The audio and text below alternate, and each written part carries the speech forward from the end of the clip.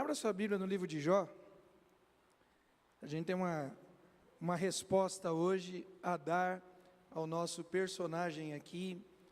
Até lancei nos grupos da igreja, alguns irmãos responderam, e eu vou citar os nomes de alguns irmãos aqui que me ajudaram a gente montar essa resposta. Livro de Jó, capítulo 3, você que tem acompanhado, que tem seguido aqui o passo a passo, você que conhece a história de Jó, sabe que depois de toda aquela tragédia dele, de perder seus filhos, perder seus bens, perder sua saúde, perder sua dignidade, seu status social, da sua esposa o abandonar, depois de tudo isso, alguns amigos foram visitá-lo e está todo mundo em silêncio, e o silêncio é quebrado. Jó começa a falar da sua angústia, Jó começa a falar da sua dor. A gente entende que Jó está falando com o próprio Deus. Jó está abrindo, rasgando o seu coração diante de Deus, e no versículo 11 chega nisso: por que não morri ao nascer? Por que não expirei ao sair do ventre da minha mãe? Porque houve um colo que me acolheste, e seios para que eu mamasse? Porque agora eu repousaria tranquilo, dormiria, e então haveria para mim descanso com os reis e conselheiros da terra, que construíram para si mausoléus, ou com os príncipes que tinham ouro, e encheram as suas casas de prata, ou como um aborto oculto. Eu não existiria, como crianças que nunca viram a luz. Ali os maus cessam de perturbar, ali repousam os cansados, ali os presos juntamente repousam, e não ouvem a voz do capataz. Ali está tanto o pequeno como o grande, o servo fica livre do seu senhor. Que sequência dolorida, que sequência triste, começando com essa pergunta: porque eu não morri ao nascer? Eu queria, antes de dar as respostas, trazer um pensamento a mim e a você. A gente já falou sobre isso em outros momentos aqui de Jó, mas a gente tem algum nível de facilidade de dar respostas para a dor do outro, sim ou não? A gente até consegue, dar um pouquinho de consolo para o outro, mas eu de novo, queria que você se colocasse no lugar de Jó, que você de fato sentisse minimamente o que Jó estava sentindo. Ele perdeu os seus filhos. Quem é pai e mãe aqui? Ele não perdeu um ou dois, ele perdeu todos os filhos, numa tacada só. Jó perdeu a sua esposa, porque de alguma forma a esposa trai ele emocionalmente. No momento que ele mais precisava de uma palavra de consolo, a esposa trai. Não precisa levantar a mão, mas talvez eu já tenha sido traído, você já tenha sido traído por um amigo, por uma amiga, por um parente, pelo próprio cônjuge. Consegue se colocar no lugar de Jó? Jó perdeu toda a sua estrutura financeira, perdeu todos os seus recursos. Jó precisou sair da sua casa, porque ele fedia tanto as suas chagas, as suas dores, que ninguém podia ficar perto dele. Você já se sentiu tão isolado assim, tão sozinho, que ninguém nem se aproxima de você? Jó estava em todo esse contexto. E nós que somos crentes, nós cremos num Deus poderoso, sim ou não? Nós cremos num Deus bondoso. Como encaixar o poder de Deus e a bondade de Deus diante do sofrimento na vida de Jó? Essa pergunta ela vai e vem durante toda a história da humanidade. Se Deus é bom, por que coisas ruins acontecem com pessoas boas? Por que coisas ruins acontecem no mundo? Se Deus é todo poderoso, por que Ele não acaba com o sofrimento? São perguntas justas para quem está sofrendo. E às vezes a gente quer dar algumas respostas na ideia de proteger a nossa fé, como se Deus precisasse ser defendido. E a gente vai dizer assim para Jó, e isso vai acontecer nos próximos capítulos, porque os amigos de Jó vão ter esse tipo de conselho. E a gente vai tentar consolar as pessoas dizendo assim: olha, em primeiro lugar, talvez a pessoa está passando por isso porque ela mereça. Deus é justo. Aqui se planta. Tem verdade nisso? Tem verdade. Muitas pessoas passam por sofrimento que são diretamente relacionados com as suas escolhas, sim ou não? Mas tem muita gente que sofre por coisas que não escolheram. A gente pode pensar nas próprias crianças que já nascem doentes, já nascem com câncer, já nascem com alguma deformidade. O que aquela criança fez para sofrer aquilo? Então, nem sempre essa resposta é honesta. Tem pessoas que têm sofrimentos profundos e não fizeram absolutamente nada para merecer. Uma outra resposta que a gente costuma dar é que essa dor, essa mágoa, essa tragédia terrível, ela vem para nos ensinar algo. Olha que bonito, né? A gente está passando por isso porque Deus vai nos transformar em seres humanos melhores. Teve algum ser humano que foi melhor do que Adão e Eva? Não, eles eram perfeitos, sim ou não? Viu Deus tudo quanto tinha feito, e eis que tudo era muito... Eles sabiam de tudo, e mesmo assim desobedeceram a Deus. Que pai amoroso daria uma lição tão dura, tão cruel, a um filho para que ele aprendesse alguma coisa? É lógico que nós pais, mães, os adultos, vez por outra a gente corrige, disciplina os nossos filhos, vez por outra você põe de castigo, não vai ver TV, não vai pegar o celular, não vai fazer isso aqui porque você está em disciplina. Deus faz isso conosco? Faz. Deus disciplina e corrige aquele que Ele ama. Mas pegar uma pessoa como Jó, depois de perder 10 filhos, e dizer assim, olha, o que está acontecendo na sua vida é porque Deus quer te tornar uma pessoa melhor. Não, eu quero morrer desse jeito. É melhor morrer assim. Uma outra fala que a gente costuma dizer é que Deus levou, Deus recolheu aquela criança, aquela adolescente tão prematuramente, aquele jovem naquela tragédia, naquele acidente de carro, aquele adulto que era um bom pai, uma boa mãe, porque afinal de contas, Deus queria aquela pessoa para perto de si. E é melhor aquela pessoa morta, porque ela está com Deus. Tem verdade nisso? Tem. Mas vai dizer isso para o pai que ficou, que perdeu o filho, para a mãe, para o marido que perdeu a esposa, para a esposa que perdeu o marido, não faz sentido nenhum. Não tem sentido isso. Então quer dizer que Deus é egoísta, Ele não podia deixar a pessoa comigo, Ele levou só para Ele. Tem uma boa que a gente gosta de usar também, hein? Tem uma boa. Deus permitiu que isso acontecesse na sua vida, porque você tem capacidade de suportar, porque você é forte, porque se você, aí você vai dizer assim, poxa, eu queria ser fraco então, não é? A pessoa chega assim para o outro, olha, você acabou de perder um filho, um marido, uma mulher, uma esposa, um neto, um sobrinho, você está chorando por alguém, um ente querido, a pessoa bate nas suas costas, olha, você é forte, você aguenta, Deus não permitiria que isso acontecesse com a pessoa que não tivesse força. Você vai dizer, poxa vida, era melhor eu ser fraco, e fulano ainda estaria aqui comigo. Essas respostas fazem sentido para quem está sofrendo. Olha, Deus está lapidando você, como ouro, Deus está te refinando, como um diamante. Pô, eu prefiro ser barro, do que perder as pessoas que nós amamos.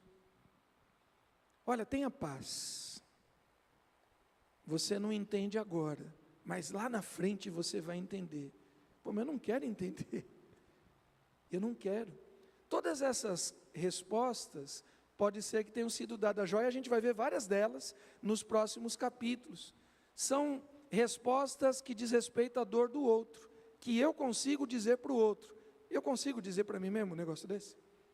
Eu consigo. Eu lembro uma vez que eu fui num velório da esposa de um pastor amigo. Eu fui lá só para literalmente abraçar, chorar. Velórios às vezes assim de pastores, tal, tem muitos pastores que vão para falar, acho que tem gente que tem que falar, tem outros que tem que ficar quieto, né? E naquele momento eu entendi que eu era da turma que deveria ficar quieto naquele momento, eu só fui lá para dar um abraço nele. Aí eu dei um abraço nele, ele pegou e falou assim para mim, ele disse, cara, eu já ouvi de tudo hoje, de tudo que eu costumo falar, e até agora, nada fez sentido para mim. E é aquela coisa que Jesus diz, né? Médico, cura-te a ti mesmo. O próprio Senhor Jesus fala a respeito disso. Queridos, como que Jó estava se sentindo nesse momento? E eu vou dizer que de todas as questões, talvez a pior delas foi o silêncio de Deus. Perder os filhos, perder a saúde, o casamento. Por que Deus não fala comigo? Por que Deus não diz alguma coisa? Eu trabalhei quase 3 anos fora de São Paulo, eu ia e vinha toda semana, saía de segunda-feira, um voo, e na quinta ou na sexta voltava. Então, no ano, mais de 50, 70 voos. E teve um dia terrível de turbulência, daquelas de televisão mesmo. Parecia que o avião era uma Kombi velha passando numa estrada de barro, tudo balançava. As malas caíram, o piloto soltou aquela máscara de oxigênio, e a maior angústia é que aquele infeliz não falou nada, ele não disse nada. Olha, estamos passando por um período de turbulência, afivele o seu cinto, alguma coisa, já vai passar. Ele não falava nada. Acho que ele também estava desesperado. Talvez a pior coisa para Jó tenha sido o silêncio de Deus. Sempre é mais fácil dar conselho aos outros. E é nesse momento, no momento de dor, de angústia na vida de Jó, ele pergunta: por que eu não morri ao nascer? Deus, por que o Senhor me permitiu a vida? Por que o Senhor me permitiu a vida para chegar nesse momento da história? Para eu ter que viver isso? Indiretamente, Jó está dizendo para Deus que não valia a pena a vida dele. Jó faz essa pergunta, e eu fiz essa pergunta nos grupos de WhatsApp da igreja, e alguns irmãos me responderam, e eu quero compartilhar com você algumas respostas, que a gente precisa ter convicção, certeza, paz e esperança. Por que nós não morremos para não viver determinadas coisas? Passa mais uma aí. Em primeiro lugar, querido, vale a pena a gente lembrar que Deus não se alegra com a nossa dor. Nós não cremos num Deus masoquista, num Deus que faz as coisas, um Deus que escreve por linhas tortas para fazer coisas boas. Nós não cremos assim. Mas uma vez que vivemos num mundo caído, num mundo maligno, num mundo que jaz no maligno, num mundo cruel, Deus usa a nossa dor, o nosso sofrimento. Deus não se alegra. Você crê nisso? Vou perguntar de novo. Deus não se alegra com a nossa dor. Você crê nisso? A gente precisa ter muita convicção disso, porque as dores virão. As dores virão. Deus não se alegra, mas já que está aí, Ele vai usá-la para algum bem maior nas nossas vidas, ou na vida do próximo, em nome de Jesus. Vamos ler Romanos 8? Sabemos que todas as coisas cooperam para o bem daqueles que amam a Deus, daqueles que são chamados segundo o seu propósito. Comeu ali a última frase. Dá para fazer uma pequena alteração ao vivo ainda, Daniel? Você consegue? Tem uma outra versão, aqui a versão Nova Jerusalém, se eu não me engano a versão NVI também está assim, né? Sabemos que Deus age em todas as coisas. Troca aí para a gente, Dani. Por que a ordem dos fatores aqui altera o produto? Quando a gente diz que sabemos que todas as coisas cooperam, o sujeito oculto ali são coisas. Vamos trocar palavras coisas por outros substantivos? Sabemos que todo câncer coopera para o bem. Sabemos que todo assalto coopera para o bem, que todo acidente de carro, que todo desemprego, que toda falência, que todo divórcio. É verdade isso? Essas coisas cooperam para o bem? Sim ou não? Não, não cooperam. Agora nós sabemos que Deus age em todas as coisas para o bem. Você crê nisso? Altera aí, Daniel, põe aí para a gente. Sabemos que Deus age em todas as coisas para o bem. Consegue pôr? E aí já vamos para... Ou então já deixa, Dani, vamos para o próximo.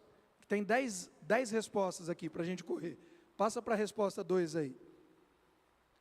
Uma segunda verdade, querido, que a gente não pode abrir mão, a gente não pode ser ingênuo, mesmo sendo cristãos, mesmo crendo na felicidade, na paz, mesmo crendo na restauração de todas as coisas, a gente não pode ser ingênuo. Nós vivemos no mundo mau. Jó sabia disso.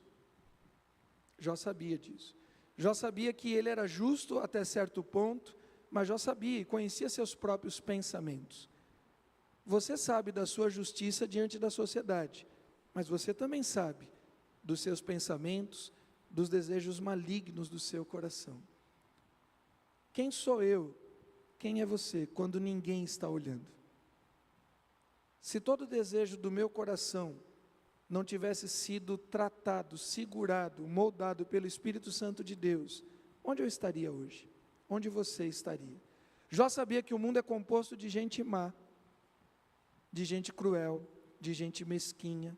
Jó sabia que a natureza é incontrolável, a natureza é raivosa, tem enchentes, tem tsunamis, tem vulcões em erupção, tem doenças, tem pandemias, e que essas coisas batem na porta de uma família, como também batem na porta da outra. Nós vivemos num mundo mau, e a gente poderia dar uma resposta para ele, né? Por que, Jó? Porque esse mundo é cruel, esse mundo jaz no maligno. A nossa revolta não pode ser contra carne e sangue, contra situações. A gente precisa se revoltar contra o pecado e contra o mal. Jó, você ainda não sabe, mas o pecado já foi vencido na cruz do Calvário. Jó não sabia, nós já sabemos, que todo mal foi castigado em Cristo Jesus. E nós podemos dizer isso a Jó. Uma terceira resposta que nós podemos dar a Jó, quando ele pergunta, por que não morri ao nascer? Passa mais uma aí, Dani. Uma terceira resposta, essa foi a Jussiara que mandou, porque nenhum dos planos de Deus serão frustrados. E o próprio Jó vai declarar isso no final da sua jornada, no final da sua caminhada. Jó não sabia ainda do que estava acontecendo, e talvez ele continuou não sabendo, mas uma coisa que Jó vai saber adiante, é que Deus continua sendo Deus, no meio da dor, no meio da angústia, no meio da tragédia. Jó declara, então Jó respondeu ao Senhor e disse, bem sei que tudo podes, e nenhum dos teus planos? Jó, você é plano de Deus, Jó. Por que você não morreu? Porque você é um plano de Deus, ainda inacabado. E apesar de tudo que está acontecendo, os planos de Deus jamais serão frustrados. Você crê nisso? Que diante de tudo que acontece nas nossas vidas, nós continuamos sendo plano de Deus, e que agindo Deus não há quem possa impedir, e aquilo que o Senhor falou se cumprirá, que Deus continua sendo Deus, mesmo no meio da tragédia. Quarta resposta, Jó pergunta, por que não morri ao nasci? Por que não expirei ao sair do ventre da minha mãe? Essa quem respondeu foi a Fátima, e ela disse o seguinte, porque ainda não era o fim de Jó, como também ainda não é o meu fim, como ainda não é o seu fim. Não tenham medo, disse Jesus, disse o anjo, sei que vocês procuram Jesus, que foi crucificado, ele não está aqui, mas, me ajuda irmãos, ele não está aqui, mas, como tinha dito, venham ver onde ele estava. Queridos, a cruz não era o fim. A dor, o sofrimento de Jesus, também a dor, o sofrimento de Jó, também a dor e o meu sofrimento não são o fim. Ainda há uma esperança. E nós podemos dizer a Jó, o salmista declara no Salmo 27, versículo 12, eu creio que verei a bondade do Senhor. Você tem essa fé? Jó está dizendo assim, porque eu não nasci, porque Jó, a tua história não vai terminar desse jeito. A nossa história não termina assim, queridos. Haverá um momento que todas as coisas serão feitas, e a gente pode dizer para Jó, fique firme, não desista, porque a tua dor, a tua angústia, o teu sofrimento, esse momento terrível, ele não é o teu fim, Jó. A gente conhece a história, e no final da história nós somos mais que vencedores em Cristo Jesus o Senhor. Jó, nós vivemos num mundo mau, e vários momentos a maldade, de alguma forma, interfere na nossa caminhada, sim ou não? A maldade do outro, mas a maldade nossa também.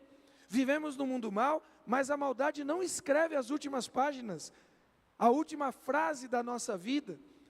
Não foi a morte a última declaração sobre Cristo Jesus, a última declaração de Cristo foi de vida, e nós precisamos crer, não acabou irmão, não acabou na doença, não acabou no sofrimento, não acabou no divórcio, não acabou na perda e na despedida de um ente querido. Tudo isso dói, mas não é o fim. Nós cremos que Jesus ressuscitou e nós cremos que Ele voltará.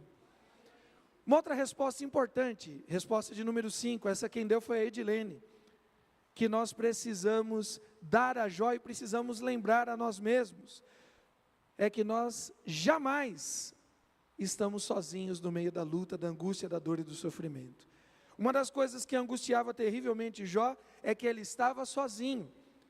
Ele passou um período sozinho porque ele perdeu os filhos, alguns dos seus funcionários morreram, outros dos seus funcionários o abandonaram, ele precisou sair de dentro de casa porque o seu cheiro estava insuportável, os seus amigos vêm de longe, ficam olhando ele e ninguém fala nada. Jó se sentia absurdamente sozinho, como eu muitas vezes me sinto, como você se sente, como o próprio Cristo em dado momento questionou: Deus meu, por que me desamparaste? Mas nós jamais estivemos sozinhos. Nós precisamos crer. E no versículo seguinte da pergunta que ele faz, por que eu não morri? Ele traz uma lembrança da sua infância. Ele traz uma lembrança que recebeu atenção, que recebeu carinho, que recebeu amor, que recebeu alento, que recebeu colo humano, que recebeu o cuidado da sua mãe. E eu quero lembrar a mim e a você, que Deus tem se feito presente nas nossas lutas, angústias e dores. Deus tem colocado pessoas. Às vezes eu e você somos teimosos. A gente falou sobre isso semana passada ou retrasada, na atitude de Elias. Quando Elias, no meio da sua crise, deixa o seu servo e vai para dentro da caverna. Não abandone aqueles que Deus tem colocado, intercessores, amigos. Eu prefiro estar só. Não, isso é mentira do diabo. Jó não estava sozinho, ele tinha a presença de Deus que adiante vai se manifestar. Querido, nós temos a presença um dos outros, e nós podemos responder a Jó: Jó, por que você não morreu ao nascer? Porque Deus colocou pessoas para te amar. Deus te colocou uma mãe, Deus te colocou adiante amigos, Deus te colocou familiares, Deus te colocou a igreja de Cristo. Você não está sozinho no mundo. E se nós tivermos autoridade como igreja de Cristo, a gente vai chegar para as pessoas e dizer que ela não está sozinha, porque nós vamos passar a luta com ela. Você tem autoridade para isso? E dizer para uma pessoa: você jamais estará sozinho, porque Deus está com você. Amém? Mas isso é fácil de dizer. E a próxima frase? Você jamais estará sozinho, porque Deus estará com você e eu também não vou te deixar. Eu serei ombro a ombro, eu estarei lado a lado, eu estarei contigo em nome do Senhor Jesus. O Senhor Jesus clama no Getsêmani e pede ajuda dos seus amigos, dos 11 e também dos 3 mais próximos. Ninguém ficou com Jesus no momento da sua dor.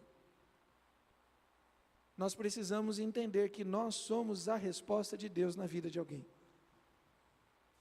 Por que tem sofrimento nesse mundo? Em primeiro lugar, porque o mundo está em pecado e jaz no maligno. Mas também, para que nós possamos ser resposta de Deus na vida de alguém. Deus é misericordioso?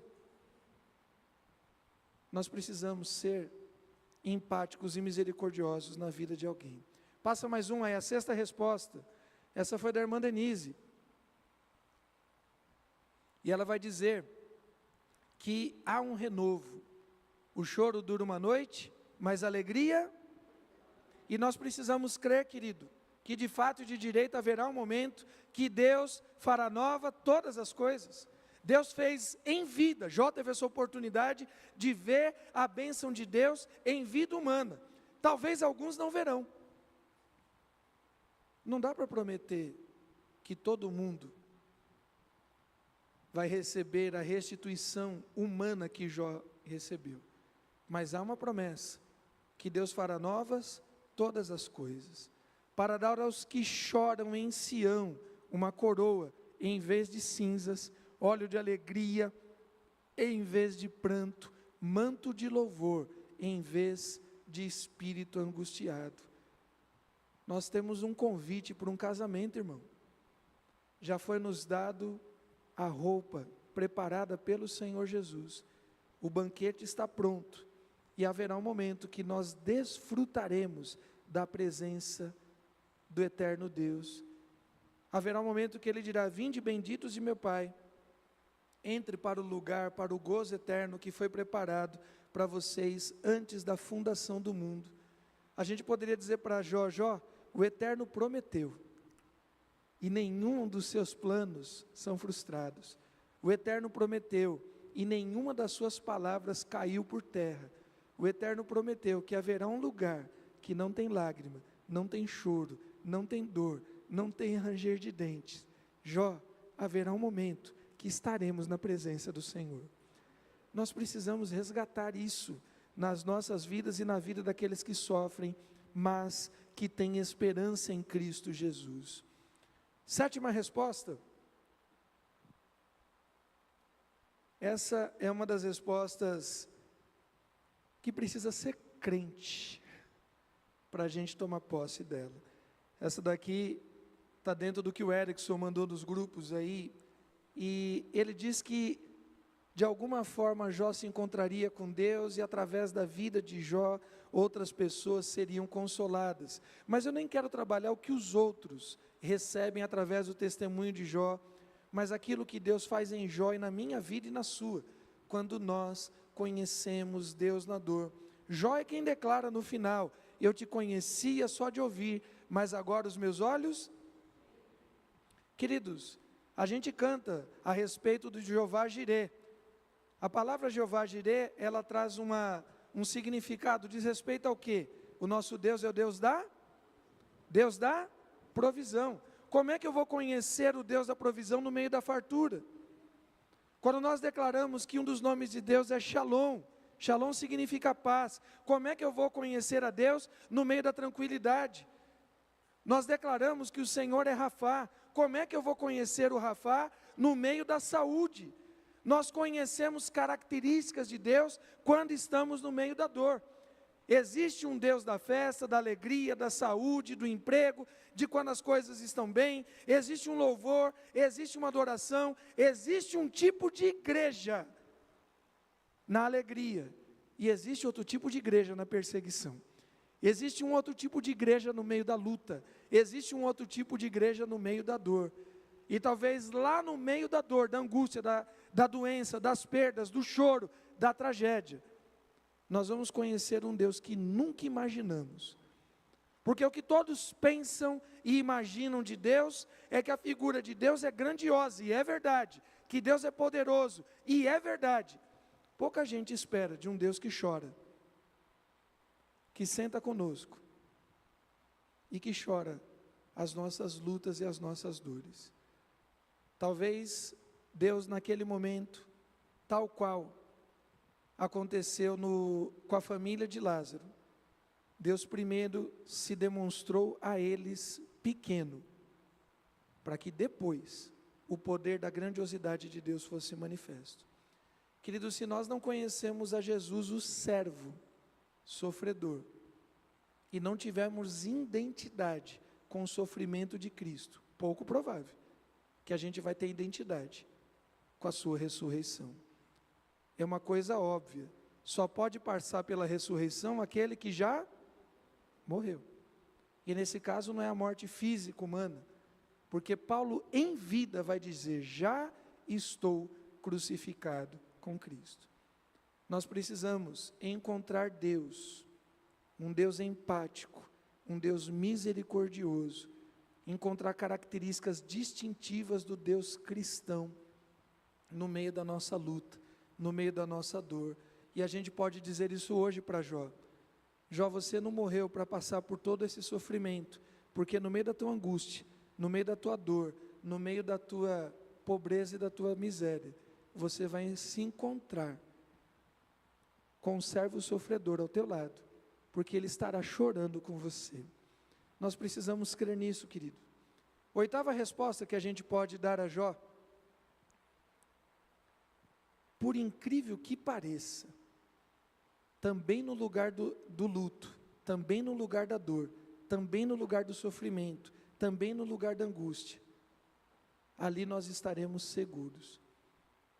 Salomão, autor de provérbios e de pensamentos, ele diz que há mais sabedoria no luto do que na festa. E nós cremos num Deus que se torna local seguro para nós. A palavra de Deus vai dizer que Deus é nosso refúgio e fortaleza em que situação? No momento que nós estamos na tribulação. É ali que o Senhor Jesus fala: Jerusalém, Jerusalém, que mata os seus profetas e apedreja aqueles que te são enviados. Quantas vezes eu quis te reunir, como uma galinha reúne os seus pintinhos, e te colocar debaixo das minhas asas. Nós vamos conhecer não apenas o Deus que chora conosco, mas nós vamos conhecer o Deus que nos acolhe. Não apenas o Deus que chora, mas o Deus que nos consola. O Deus que enxuga as nossas lágrimas. Nós temos uma vantagem diante da dor e do sofrimento de Jó, que a gente precisa resgatar, irmão. Nós temos em nós o Deus Espírito Santo, que é o Consolador. Jesus disse: eu rogarei ao Pai, e Ele vos enviará o Consolador, o Espírito da verdade, que o mundo não conhece e o mundo não pode receber, mas vocês o conhecem, porque Ele está em vocês e habitará com vocês. Jó tem uma pegada absurda de fé, porque Jó insiste em esperar uma resposta de Deus, sem o Espírito Santo habitando nele. Mas eu e você temos o consolo do Espírito presente nas nossas vidas. E a gente pode dizer para Jó: Jó, insista um pouco mais, espere um pouco mais, porque Deus é refúgio e fortaleza, e há um momento que Deus habitará conosco no meio da angústia. Ele se fará presente, Ele será consolo, Ele será abrigo. Jó não tinha como saber disso, mas eu e você temos.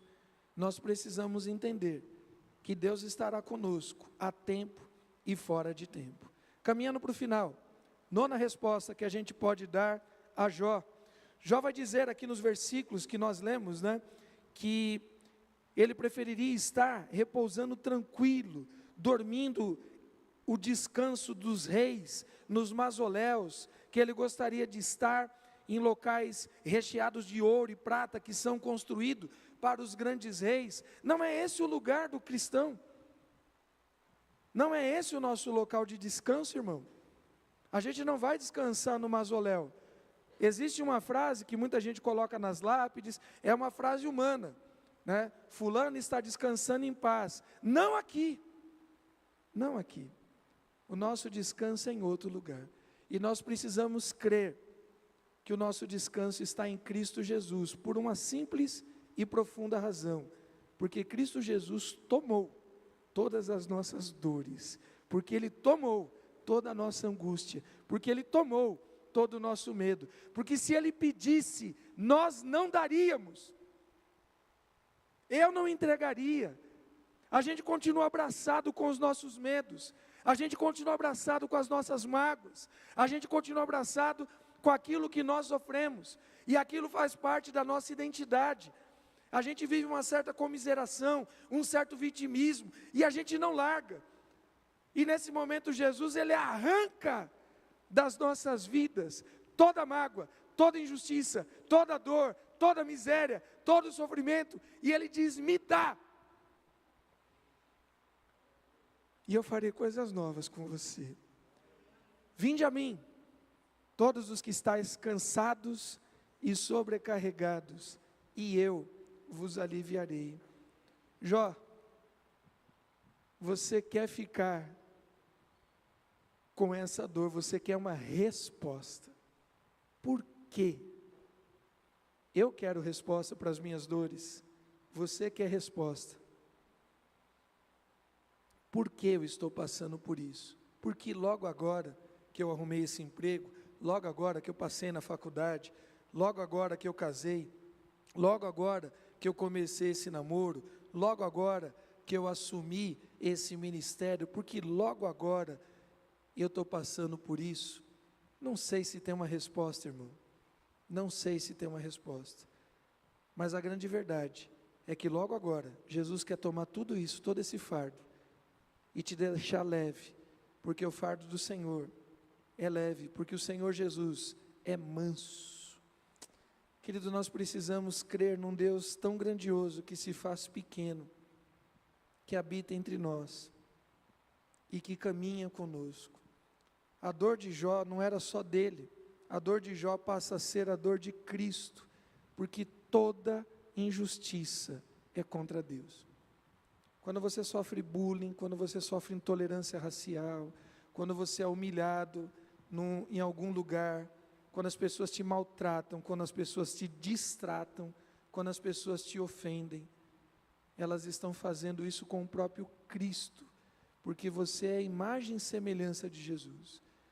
E naquele momento Jó não está entendendo, está doendo demais, mas Jesus está tomando e está dizendo: Jó, deixa, você não suporta esse fardo, você não vai suportar, mas eu suporto, e eu vou te aliviar em nome de Jesus. Para terminar, essa última resposta vem a partir do que o Marcos Mussagatti mandou. A gente, de fato e de direito, nessa vida de angústia, nessa vida de dor, nesse mundo que jaz no maligno, a gente conhece um Deus misericordioso e nos associamos a Ele. Paulo vai dizer que 3 vezes pediu ao Senhor que afastasse dele o espinho da carne. Então o Senhor lhe disse: a minha graça é o que basta. A minha graça é o que basta para você, porque o poder se aperfeiçoa na fraqueza. De boa vontade, pois, me gloriarei nas fraquezas, para que sobre mim repouse o poder de Cristo Jesus. Jó não tinha a menor ideia o quanto Jesus estaria sofrendo para se tornar Rei dos Reis e Senhor dos Senhores. Jó não tinha ideia do que o autor de Hebreus vai declarar adiante. Ele mesmo sofreu quando tentado, ele mesmo, e ele, Jesus, é capaz de socorrer aqueles que estão sendo tentados. Jó, Deus nunca quis o teu, o meu sofrimento, Deus nunca quis o sofrimento da humanidade. Jó, tudo isso tem a ver com o pecado, inclusive o meu, o seu, de toda a humanidade. Jó, Deus não está te castigando, Jó. Deus não está exercendo a sua ira sobre você, Jó. O que está acontecendo na minha e na sua vida não é maldição de Deus, porque toda maldição foi encerrada em Cristo Jesus, que se tornou maldito por mim e por você na cruz do Calvário. Jó, não é castigo, Jó, não é maldição. Talvez a gente não saiba dizer o que é isso na vida do outro, mas adiante, Jó, tem graça, adiante tem amor, adiante tem bondade, adiante tem misericórdia. Jó, diante de tudo isso que você está passando, você está começando a ficar um pouco mais parecido com Cristo Jesus. Porque se você sofreu, Cristo também sofreu. Se você se sente injustiçado, Cristo também se sente injustiçado. E a grande verdade, Jó, se eu não consigo humanamente te dar uma resposta, vá ao altar de graça do Senhor. Porque Ele, somente Ele tem capacidade para te ouvir, para te entender e para curar a tua dor.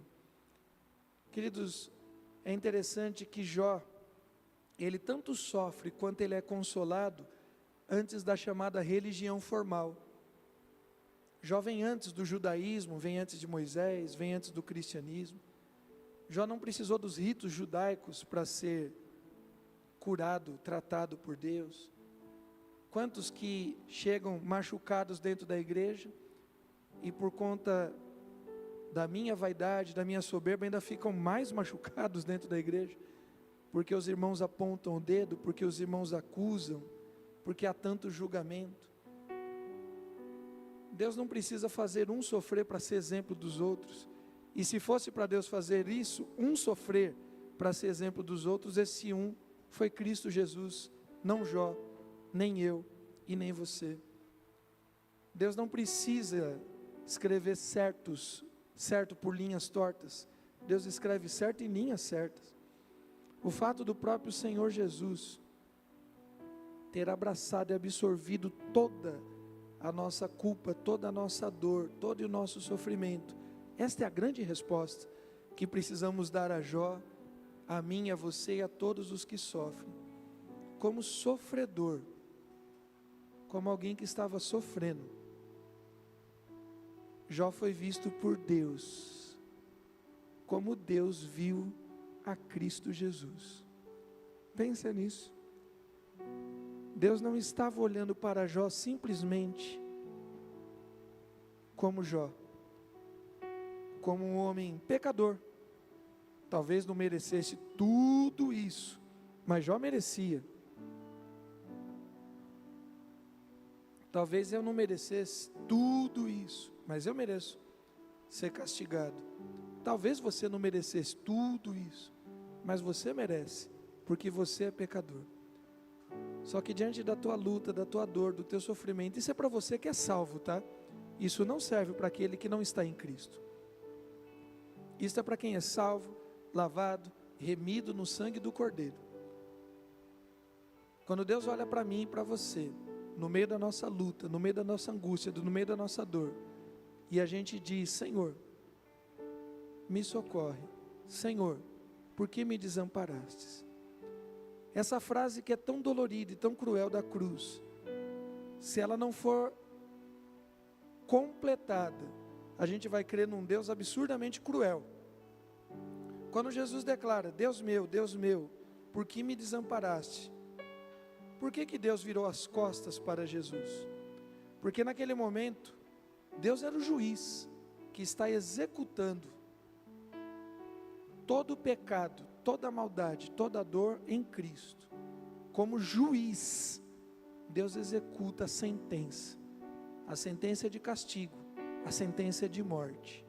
Naquele momento, o juiz sentenciou.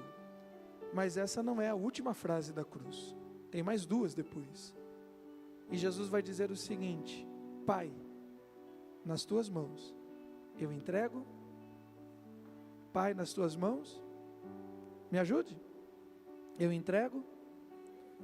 Quando o Deus juiz vira as costas, isso é só para os filhos, eu vou dizer de novo, isso não serve para aquele que não é salvo, que não tem o seu nome escrito no livro da vida. O juiz sentenciou, naquele momento o Pai acolheu, e Jesus disse: nas tuas mãos eu entrego o meu espírito. Entrega a tua dor, entrega o teu sofrimento, entrega a tua mágoa, nessa noite, nas mãos do Pai, que te trata, que te cura, que te liberta, que faz novas todas as coisas.